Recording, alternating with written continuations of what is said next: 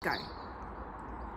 Hi everyone, thanks for watching. I thought I'd read a little bit of Crater Lake to you today. Chapter 1, Geek Robot Overlord. Anyone want to geek Robot Overlord for the last cookie? I say as the coach takes a sharp right onto a country lane. But if you win, you'll give it to Katya. Big Mac looks around from the seat in front. If Kat wins, she'll give it to you. If I win, Chets will whinge at me until I give it to him. And anyway, Chet's already eaten it. Katya peeps at us over the top of her seat. Haven't you, Chets?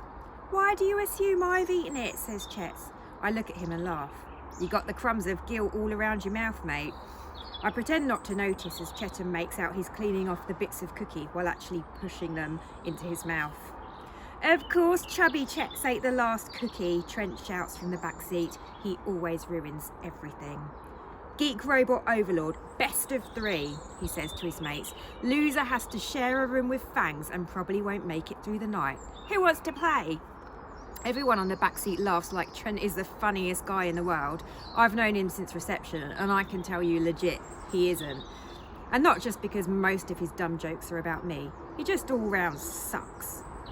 If anyone gets to share a room with Lance, it should be me, Chets pipes up, totally missing the point. I'm his best friend. Chubby and Fangy share a room. Chubby gobbles up Fangy's tomb. Trent falls over the back of the seat in front, laughing at his own joke/poem. I like to give respect where it's earned, but let's face it, not that clever or funny. Wow, Trent made a rhyme, I say, rolling my eyes at his smug face. Say what you want about me, but leave Chetan out of it. That's okay, Lance, I can take a joke. Chets is kneeling on his seat facing the back of the coach. Everything about him is neat and sensible, and he has eyes like balls of chocolate, all gooey and sincere. Yeah, chill out, Lance, Trent says, and they go back to playing Geek Robot Overlord, which is the Montmorency Year 6 version of Rock, Paper, Scissors. Trent claims he made it up during a wet break back in October, but it was actually me, Chets, Big Mac and Katya's creation. It's been used for making every important decision ever since. Overlord enslaves Geek, I win again, Trent shouts. Trent almost always plays Overlord, so he's easy to beat, but his mates either haven't realised or don't want to make him mad, so they keep pulling out the Geek. All of them are so predictable.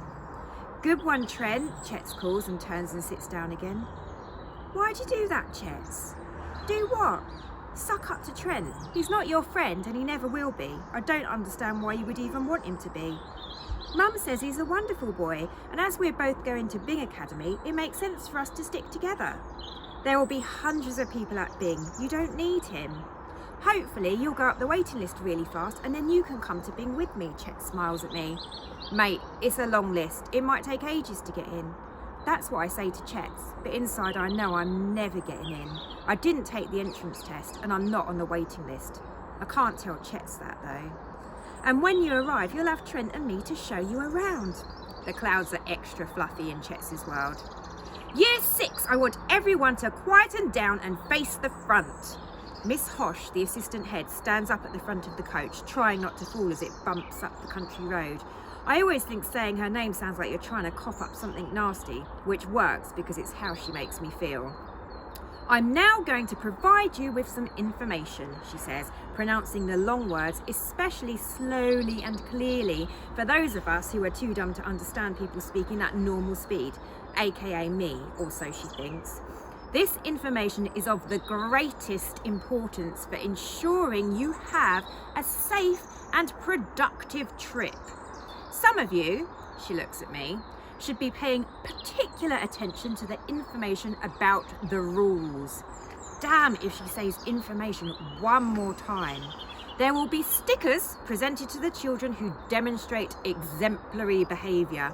She beams at Trent, Adrienne and Chets. And punishments for those who let the rest of the class down by being disruptive.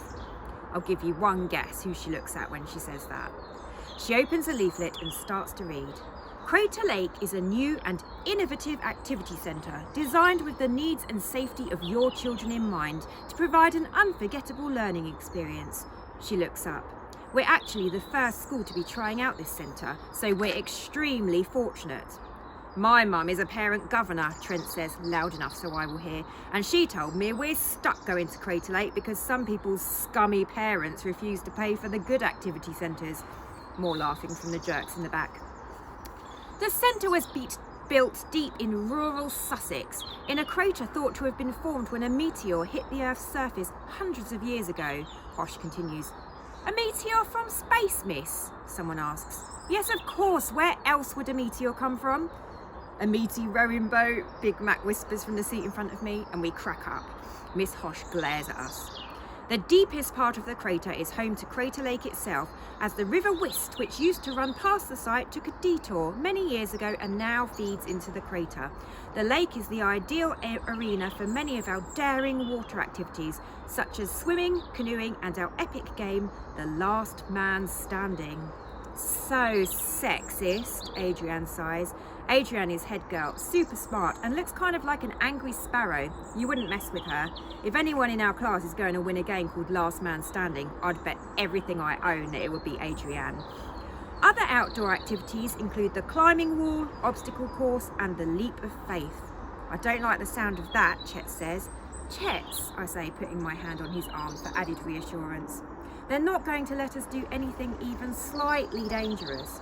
That's true, Catcher nods. There are laws. I heard you have to jump over a ravine filled with starving crocodiles, Big Mac says. Chets looks horrified. The dormitories, chill out zone, the whole class rolls their eyes, dining hall and bathrooms are located in the main building, which is built on a rise in the crater. At this point, I start to slip into a coma. Miss Hosh always says at least 100 more things than are necessary. Do I have your attention, Lance Sparshot? She's suddenly standing right in front of my seat. Yes, miss. She leans in way too close to my face. I'm in the window seat, so Chets has to squash himself into the back of his seat to avoid any uncomfortable physical contact. Her breath smells like coffee and muddy dog. You're lucky to be on this trip. If there was any way I could prove what we both know you did at the beginning of the year, you would have been excluded. If you take even the smallest step out of line, you'll be done, and there will be a black mark on your school record before you've even started at Latham High. She withdraws from mine and Chet's seating area, like a swamp monster oozing back into its pit, and starts walking towards the front of the coach again. Chets is frozen, burrowed so far into the padding of the seat that if his skin was some weird purple and blue triangular print, he'd be totally camouflaged. Bit too close for you, I say. No words, he mutters without blinking.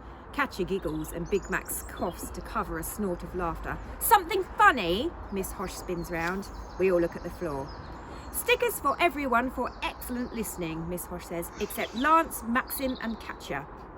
Yeah, no listening stickers for us. That punishment really burns. The rules of Crater Lake are as follows. She nearly falls as she wobbles back to her seat where she left the leaflet. Catcher and Big Mac are desperately trying not to laugh.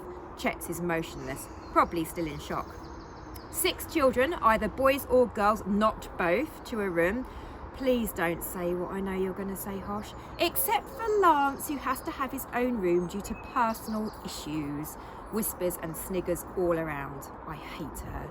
Nobody is to enter a dormitory other than their own. You must remain in your rooms throughout the night. Mr. Tompkins, Miss Rani and myself will be watching at all times. She pauses to stare around at all of us, just to remind us how good she is at watching. Never wander the site alone, she continues. You must always be accompanied by a member of staff. Sucking the fun right out of everything as usual. You must follow any and all instructions given to you by a member of staff. This is for your own safety. Chets nods enthusiastically. And of course, have fun. Your experience at Crater Lake is going to be one you'll remember for the rest of your lives. She smiles. I think she's waiting for us to clap or something. There's an awkward moment of silence, and then stuff gets crazy. The coach lurches at the same time as the driver shouts and the brakes screech. We all fall forward, smacking our heads on the seats in front. Miss Hosh stacks it full force and rolls around on the floor. Bags, books and sandwiches fly through the air, landing in sticky piles. Atol's unicorn pillow gets covered in mayonnaise. One of Jordan's limited edition WWE wrestling cards flies out of an open window and flutters away to freedom. May the force be with you, John Cena. I call as it disappears into the trees.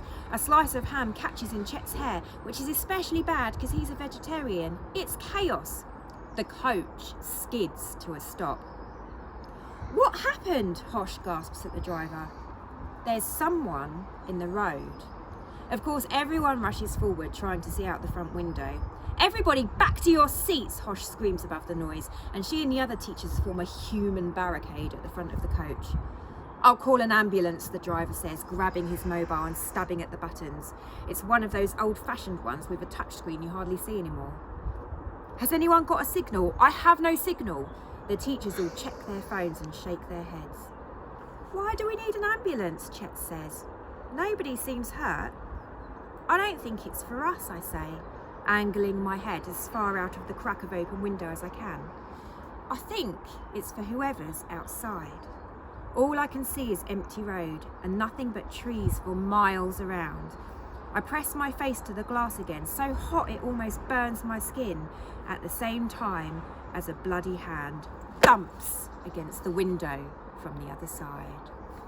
So that is chapter 1 of Crater Lake. Thank you very much for listening.